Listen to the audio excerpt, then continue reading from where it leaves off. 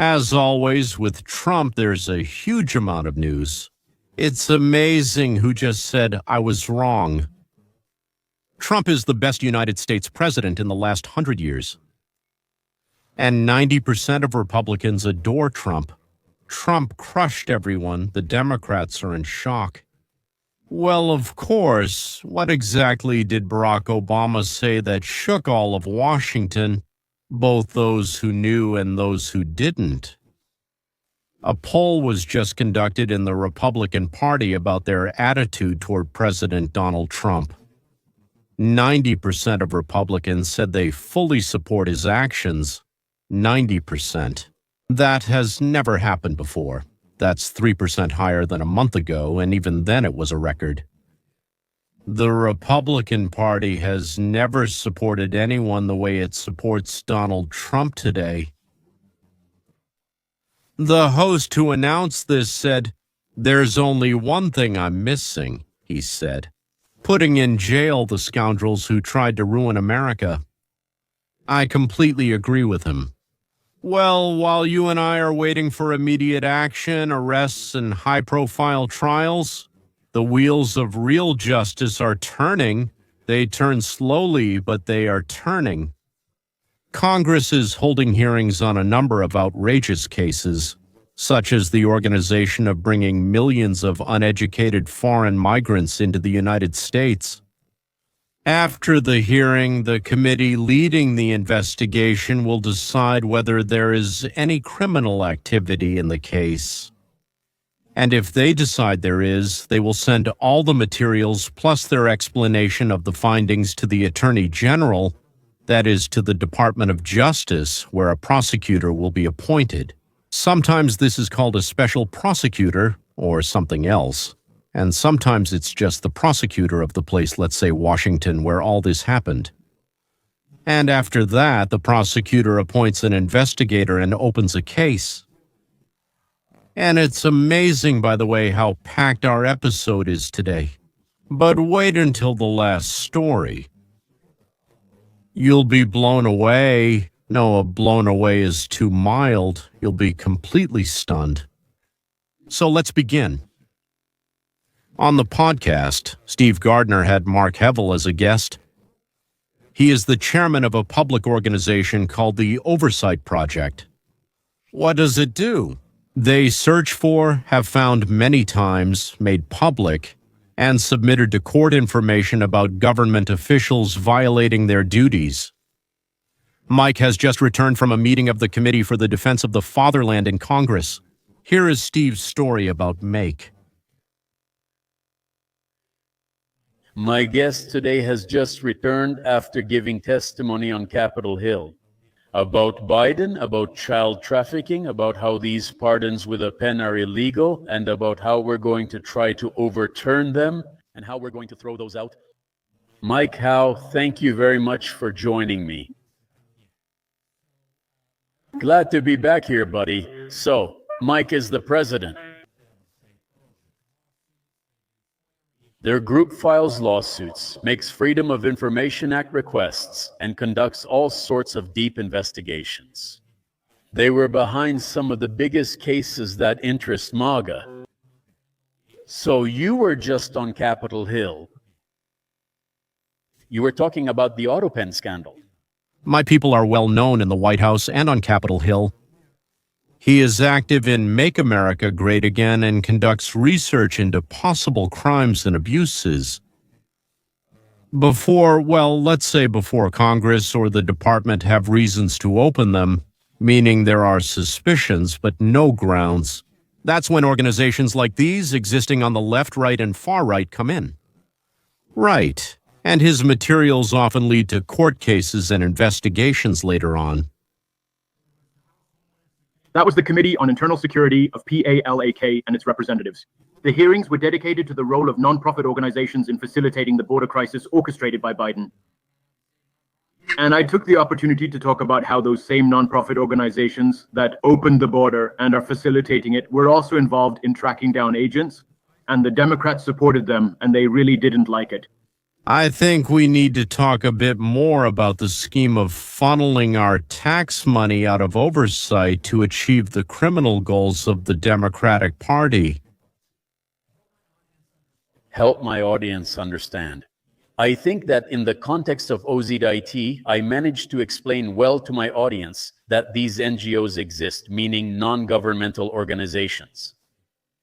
And they created these charitable organizations or missions, receive billions of dollars from the government, and then essentially use that money to destroy America, flood us with illegals, bring in lots of unskilled workers, families from third countries. Help my audience understand just how evil these NGOs were. People know about Woodrow Wilson and the administrative apparatus, but if you fast forward, remember President Obama. He was very frustrated because he couldn't achieve what he wanted within the framework of the Constitution. The Deferred Action for Childhood Arrivals issue for Dreamers exemplifies this. He said, all right, you know what? I have a pen and a phone. I'll just do it myself. Period. And he publicly criticized the constitutional limitations on his power. Subsequently, the think tank proposed a novel governance theory. So the administrative state already existed 100 years ago. That's how it evolved. The new theory is governance without government. This is not the libertarian idea of replacing the government with service staff.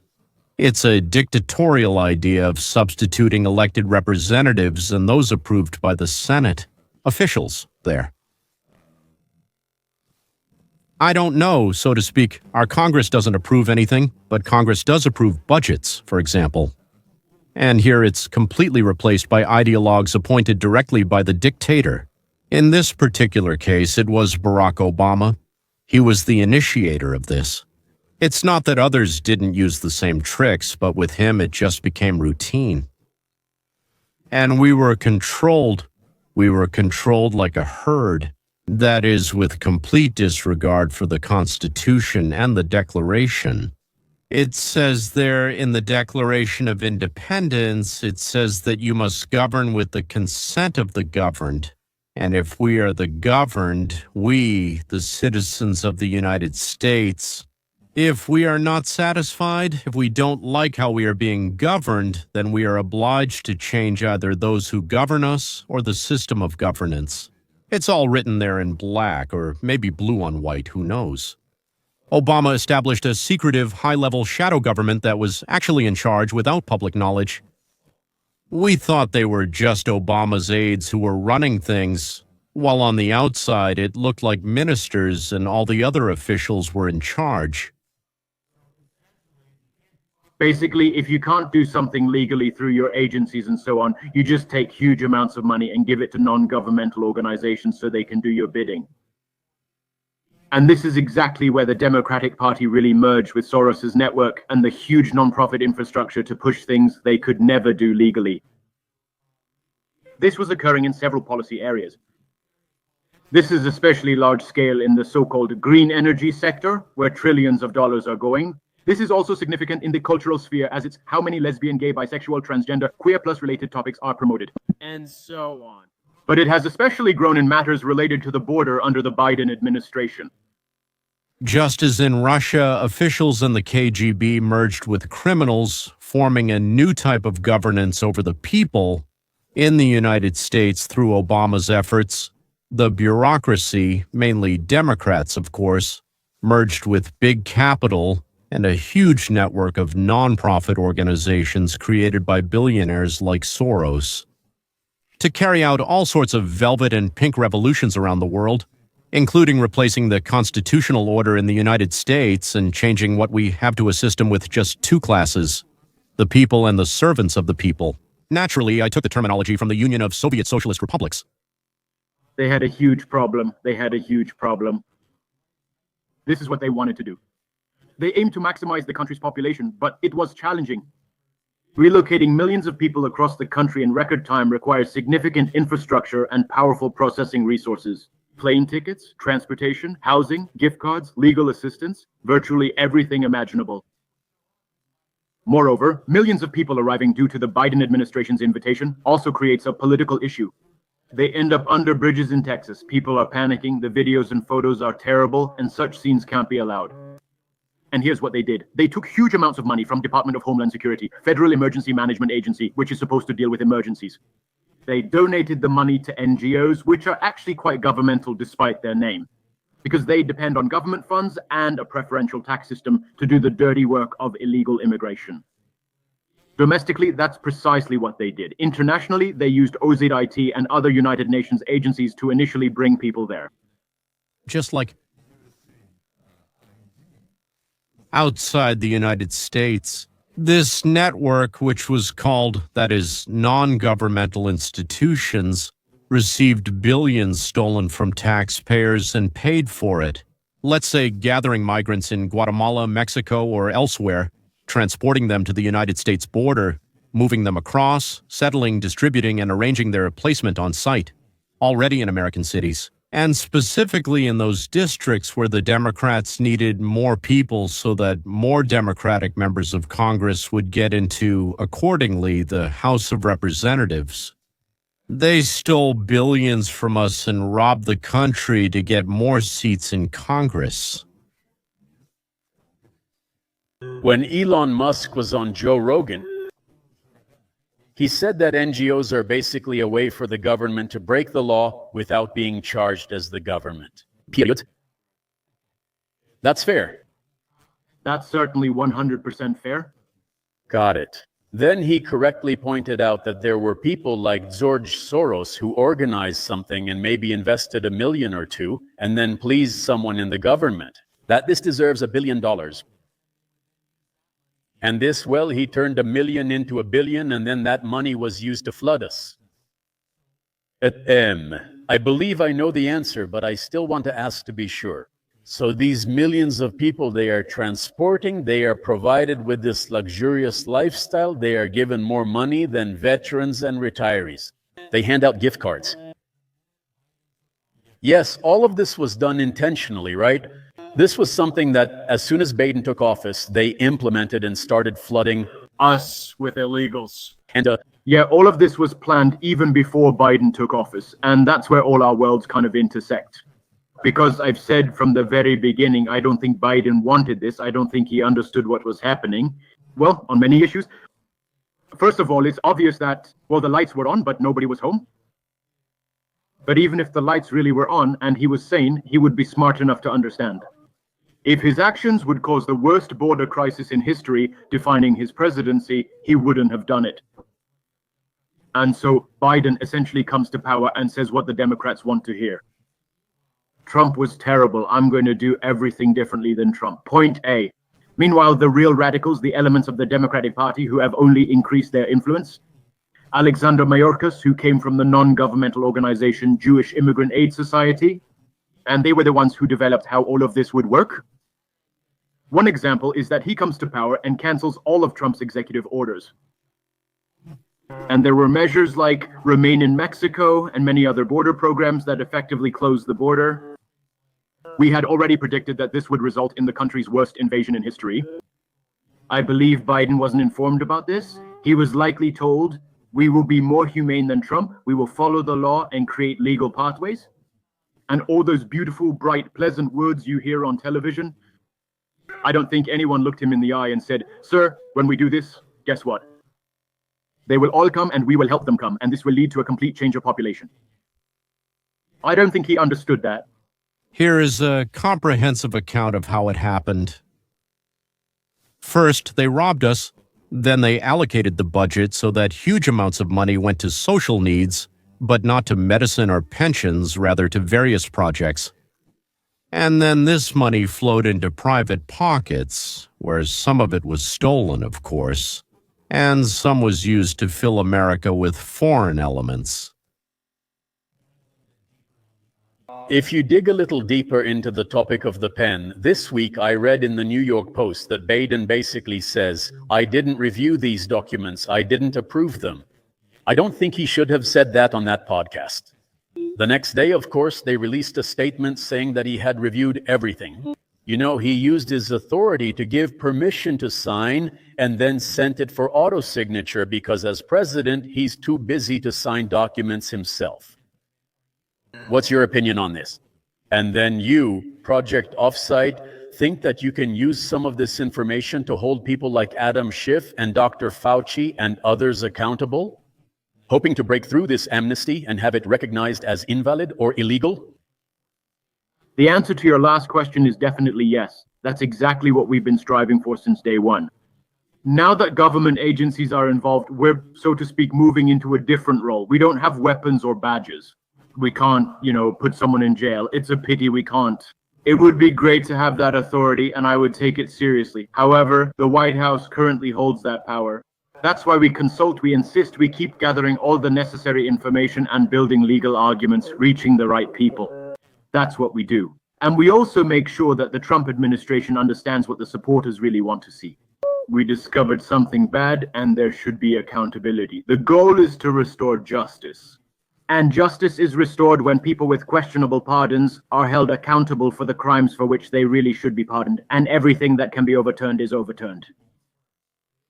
Regarding your first question about the New York Times article, I had two reactions. And I would also note that it's curious they didn't publish the 10-minute audio interview. It would be nice to hear that from him directly, wouldn't it? This story questions President Biden's actions and statements, but the audio recording of the interview was not published. So it's like an autopen scandal within an autopen scandal, but that's where we are. My first reaction was he just admitted everything. We knew we were right, but it's a whole different thing when they themselves admit that we were right. The second thought that came to my mind after that was, apparently this is really serious. Numerous lawyers are involved, requiring extensive preparation. They may be communicating now, either off or on the record. Maybe after Neera Tanden, the very woman I told you about, admitted that she harmed the Biden administration. And after that, all the witnesses started invoking the Fifth Amendment. They decided they needed to do a little bloodletting, admit some guilt, and then argue about whether it's good or bad. In the end, they wanted, what we call a limited leak. At times, the government does just that, sharing only a portion of the truth to appease the public and quell their curiosity. So it could have been a strategic, limited leak in that sense. The more I hear about what happened during Obama's and Biden's times, the more I think. I come to the conclusion that we don't just need to change people in the government, not just issue orders and decrees, but really get to the bottom of things. What is it in our system and laws that allowed these essentially enemies of our country not only to come to power, but also to stay in power? Look, 12 years, 8 of Obama, 4 of Biden, the Clintons too. They're all crooks, yes, thieves, liars, and most likely murderers. But they fought for their own good life without trying to destroy our country in the process. That it was falling apart on its own is a different story. Because they believed that this country was their homeland, their way of life. They took advantage of it, yes. But the Clintons, they're gangsters, and the others, they're enemies. I'm not talking about Biden. I think he wasn't even aware of it at all. And at night they read him fairy tales about Sneguretchka, Kolobok, and Elisa. And he thought he was the best president in the history of the United States and the surrounding areas. A couple of weeks ago, I was told President Trump did everything I wanted. There is literally nothing he wouldn't do for his base or his voters.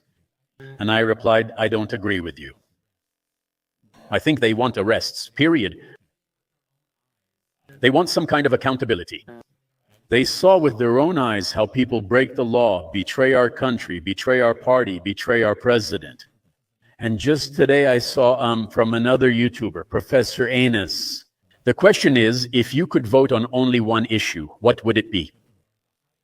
55%, by a wide margin, they chose holding traitors and criminals accountable. So, do you think the Republican Party knows about this and is just being polite? Or do you think there are just a lot of procedures that the average person doesn't understand? Where do you think we are in this situation? Yeah. No, they know that perfectly well.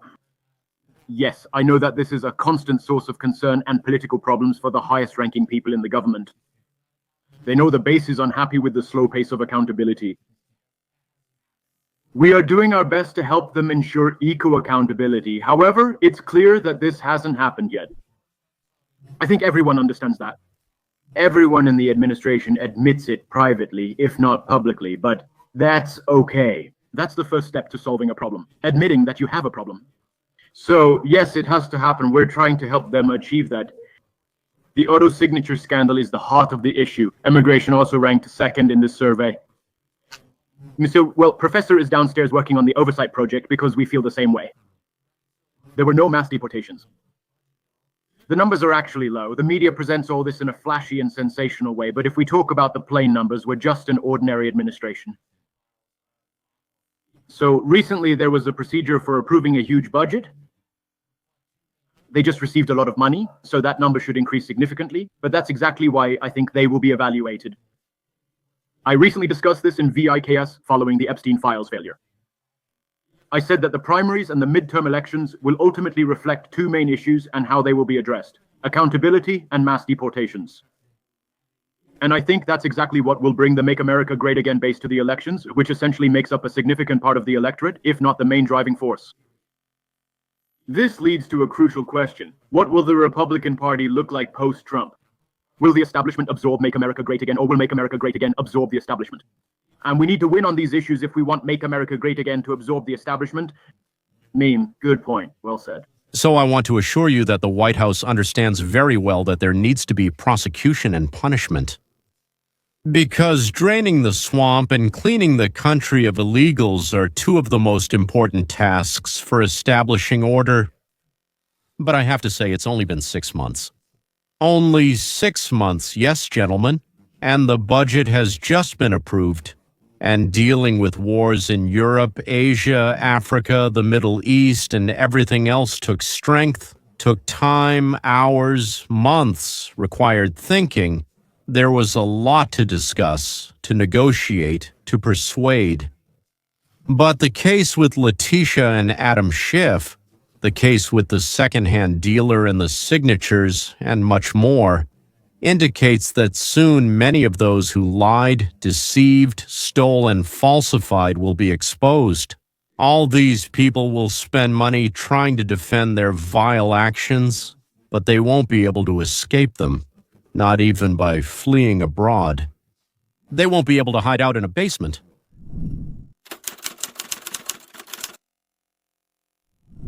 America is on his side. America is on his side, period. That's all. Here are the latest poll results. I want you to see the reporter's reaction, who was like, wow, you know what? He really is like he's coated with Teflon. See for yourself. Honestly, it surprised me a little because there are so many complaints online. Everyone is attacking Trump. All the online publications, all the brainwashing television channels, and even the irons are saying that Trump is hiding Epstein's deeds because he's involved himself. He doesn't know, he doesn't take action, he's hiding it because he himself has his snout covered in feathers, down, and flour. And everyone who said that predicted his ratings would fall. But what's actually happening? And as for the Epstein case, despite perceptions, Trump's approval rating among Republicans is actually increasing. More Republicans now approve of him. Look at our final poll. In the previous one, it was 86%. In the one published this week, it's 88% of Republicans. What about the Quinnipiac poll? In the previous poll, 87% approval among Republicans. This week, 90% of Republicans. Donald Trump's approval rating has risen since the start of the Epstein saga. He is at or very close to his peak in popularity among Republican voters, regardless of the complaints about the Epstein case. Funny, they have this very pollster.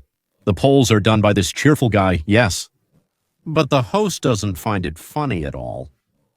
You just proved that not everything online is real. You just proved that not everything on the internet is real in real life. Amazing. This is not reality. Is there any reason why it didn't affect him and didn't hurt him? Yeah, I mean, in IKS you only hear about Epstein's files. But what about making it known to the general public? The Republicans who said that the main issue is the Epstein case answered 1-1, not 1%, 1-1 respondent.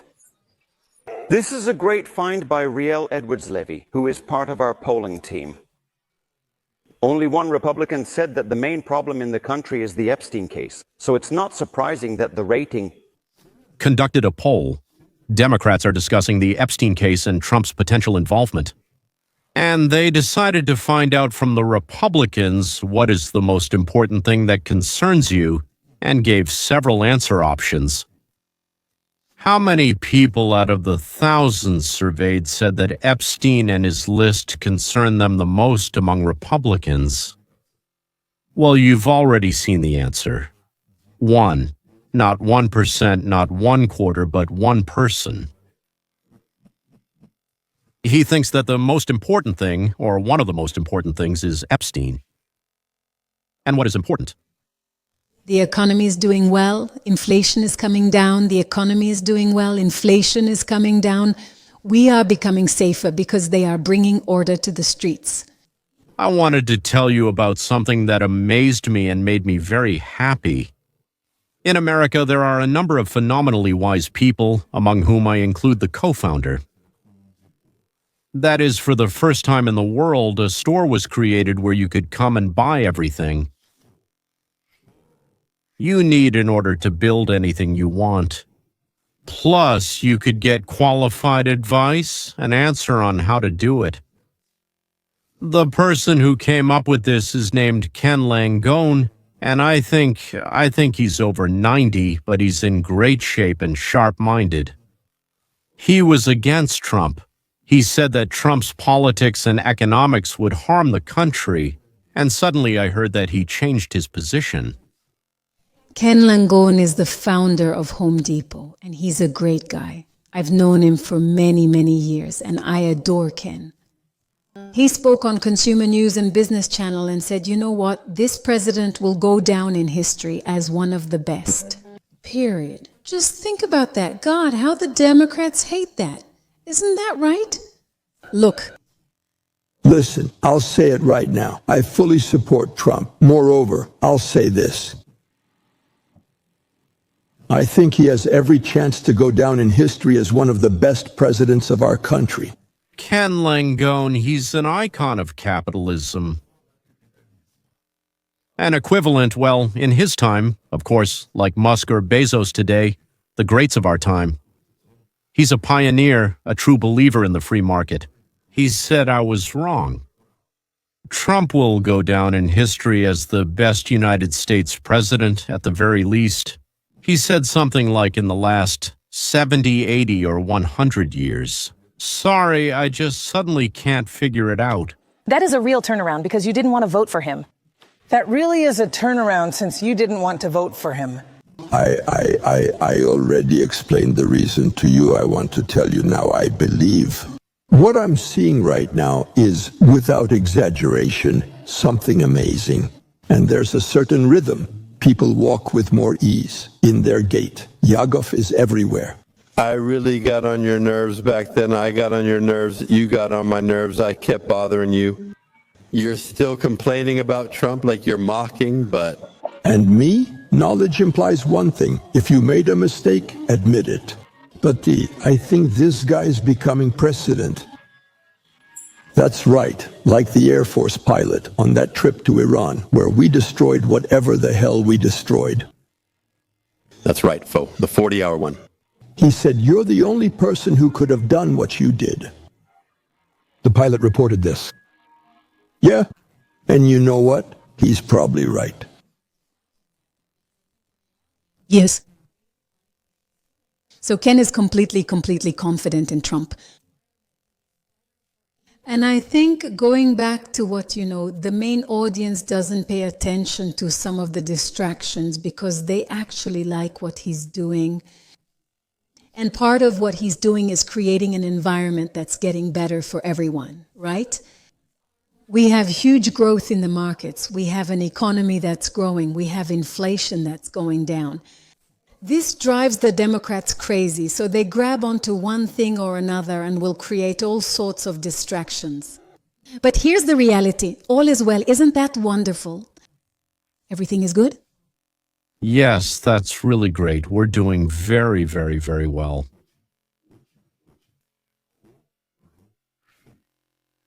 Could it be even better?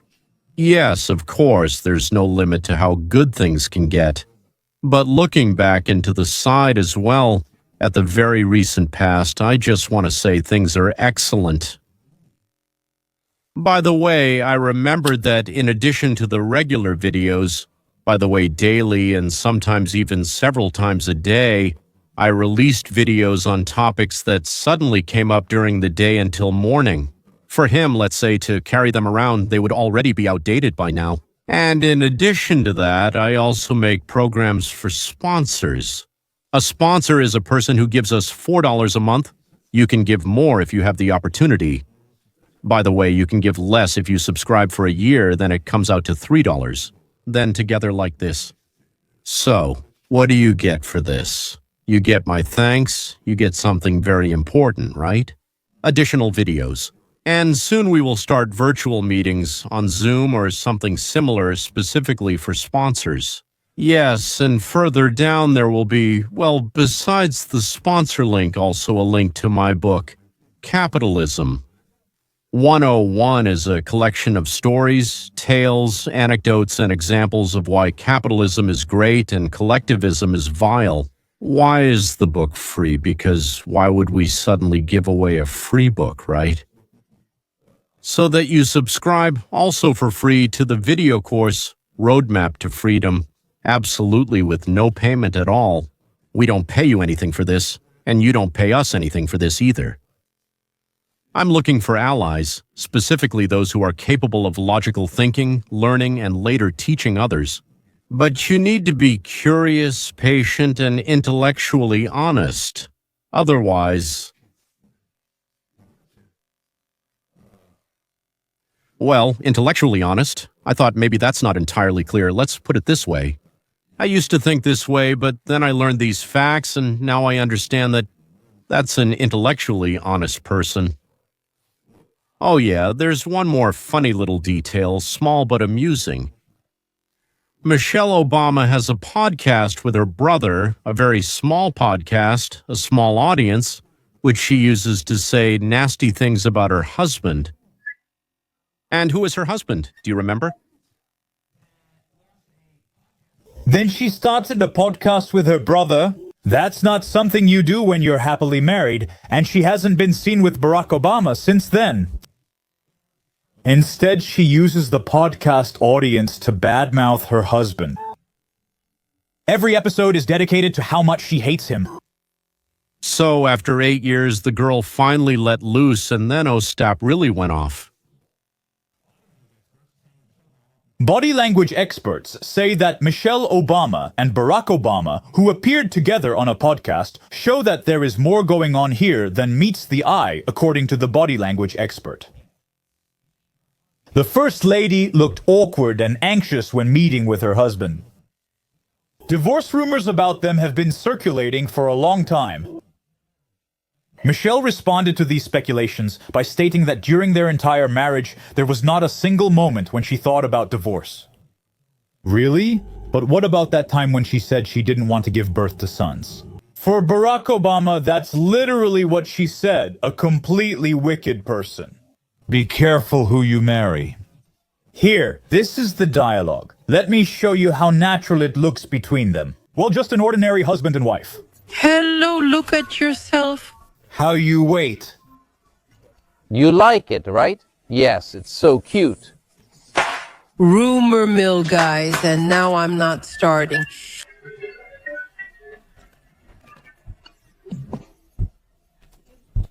I can't. It's a shaky situation. So, It's nice to see you two together in one room. I know, because when we're not together, people think we've gotten divorced. This is the strangest reunion of loving spouses in my life. I see my wife almost every day. Unless we're traveling. I don't like spending the night away from home. I like sleeping in my own bed. That's the creepiest and weirdest hug greeting I've ever seen. I mean, it's like he just drops her, there's nothing romantic about it at all, it's completely platonic, and it's awkward. Here you can notice, you can understand why lie detectors work, because, for example, your heart rate increases, your blood starts circulating faster. You can hear it in a person's voice when their voice gets higher. Oh, damn, you can immediately tell they're nervous, you can tell they're trying to lie. When your voice gets higher... You're lying. Wait, you... Look at yourself, look at yourself. During our entire marriage, there was never a single moment when I thought about leaving. Yes, we had some really tough times, but we also had a lot of fun moments, many adventures, and I became a better person because of the man I married. Oh, that's so sweet. Don't make me cry at the start of the show. Welcome. Welcome to what? Oh, okay. Do you have a significant other? Do you have a wife, a girlfriend, or someone else? But do you like them? Do you greet them at the door saying, "Oh, who knew you would be here today? I'm glad we weren't caught at the concert. Well, you know, on the big screen." All right, never mind. So how did it develop both life and the conversation on the podcast? Let's remember the interview of Tokar Carlson with Larry Simpler, where it was revealed that Obama is gay. All right, I'm just saying, it's just an interview, And by the way, Obama says you need a gay friend, period. That's not me saying it, that's what Barack Obama said. Ladies and gentlemen, former President Barack Obama stated that every man needs a gay friend to learn empathy. When he was on a podcast, Michelle Obama says that men need a gay friend to show empathy and kindness. And by the way, such a person should be in your circle of friends. If you have a boy who is gay or non-binary or something like that, they should have someone around so they can say, okay, I'm not alone in this, period. All right, yeah? Well, it seems like it's simple. Everyone is just saying whatever right now. Here's what Jesse Otters thinks about it. He doesn't want you to... just lie on the couch.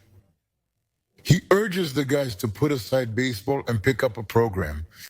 They need to learn to be something more than just a sport they're interested in. Yeah. And even though they gain great skills in sports and learn a lot of qualities, Commander. I think we owe it to our boys to consciously say enough with just sports. Let's try something else. Period. Sometimes it just comes down to, well, telling our boys your interest in art, your interest in, Theater, that's cool. Every boy should have a gay friend. Why? So that the friend can teach the boy to understand and share the emotions and feelings of another person, every boy. I have 3 grandsons and 2 granddaughters. I wouldn't really want homosexuals to teach them about sharing emotions. If any of them decides on their own that same-sex relationships are what he or she wants, well, so be it. But this idea of a gay friend teaching about emotions, I didn't really like it. It seems that Barack liked it when he was a young boy. gay professor in college. And at that time, when an openly gay person still didn't come out of the shadows that often, he became one of my favorite professors. You need this. Show empathy and kindness. And by the way, you need this person in your group of friends. So if you have a boy who is non-binary or whoever, who do you turn to? Okay, I'm not alone in this. Period. It seems so. I did an interview with someone named Laris and Claire, who was a gay friend. Barakalava. Let me remind you that Tucker Carlson interviewed Larry Sinkler. You can watch it yourself, and he says that he bought drugs for Barack Obama. And they, well, had a good time together in the back seat of a limousine. All right, well, you know, all right, there's a great old phrase from Shakespeare. The lady doth protest too much, and that's really the most striking thing about this whole story. By the way, you can go online and find that interview with Kara Carlson called Layers and watch it with a translator on. You'll understand everything. Both not. Johnson made a selection of Michelle's statements. It's about what he needs as an adult man in this world. That would be, You should have added a boy to this company. I would be so happy if I had a boy. Oh, that's a tough question. Because he would be Barack Obama's. The third. Oh God, if we had a little Barack, that would be amazing. I would feel sorry for him. God forbid she didn't want a son. He could, God forbid, end up looking like Barack. A line of people was waiting to shake hands with our husbands. People loved to reach over us and pour water on us, trying to get to these two outstanding men. And she had the same expression on her face as I did. Well, here we go. And I looked at this beautiful woman, the woman we had. Did we even have a conversation? Not before the afternoon, so you didn't meet, we didn't meet, we just saw each other. Yeah, the same feeling showed on her face as on mine. She was angry. She had the same expression on her face as I did when I went somewhere with Barack.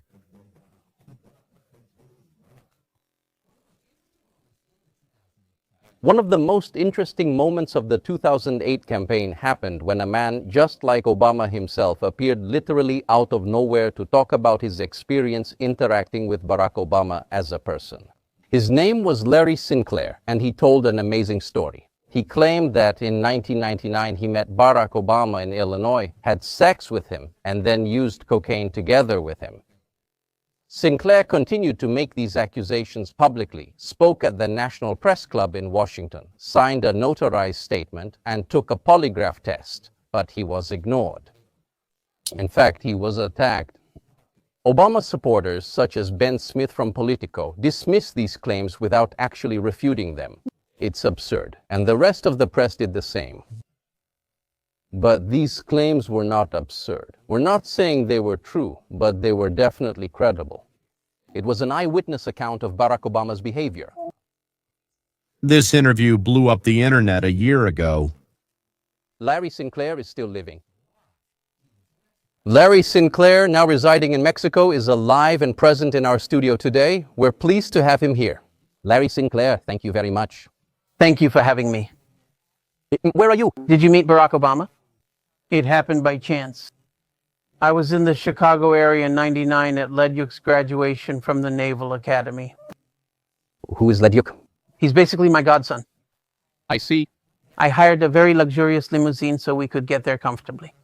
Sorry to interrupt. Were you living in Chicago at that time? No, actually I was living in Colorado. I flew in the night before. I see. So I hired a limousine. I warned the driver that if Lee couldn't leave the base, because after graduation, some of them get assigned right away and leave and can't leave the base. I still want to go somewhere anyway. And I asked the driver if he knew anyone who could show me, well, Chicago. And he said yes. Who was the driver? And his name was Jamir Multani. It was... Lima, that's right. You're a guy who came to the city for one night and apparently you want to have some fun. Yeah, that's what you're saying. Yeah, but I've been in the city for a few nights, but yeah, I definitely wanted to have some fun. And you made it clear to the driver? Oh, yeah. Oh, yeah, there was no misunderstanding. How straightforwardly you said it. Oh, extremely. Very much. Former extremely? All right. There was no doubt about what I was looking for. All right. And he picked me up from the hotel in Gurnee, drove me to Chicago, stopped at a bar, and there was a guy who was introduced to me as Barack Obama. Larry said that he wanted to spend the evening and night with a good-looking gay man to have fun and have sex. They also agreed on the payment for the services. Earlier, driver Lima brought Larry to a bar where how should I put it, male prostitute was waiting for him, who was supposed to sleep with him for money. That was the future president of the United States of America, Barack Obama. The next day was quite interesting because he ended up showing up in my hotel room, which I found a little strange. He wanted more. Elgo, when you say he showed up? He showed up. I wasn't warned at all. I was in the room.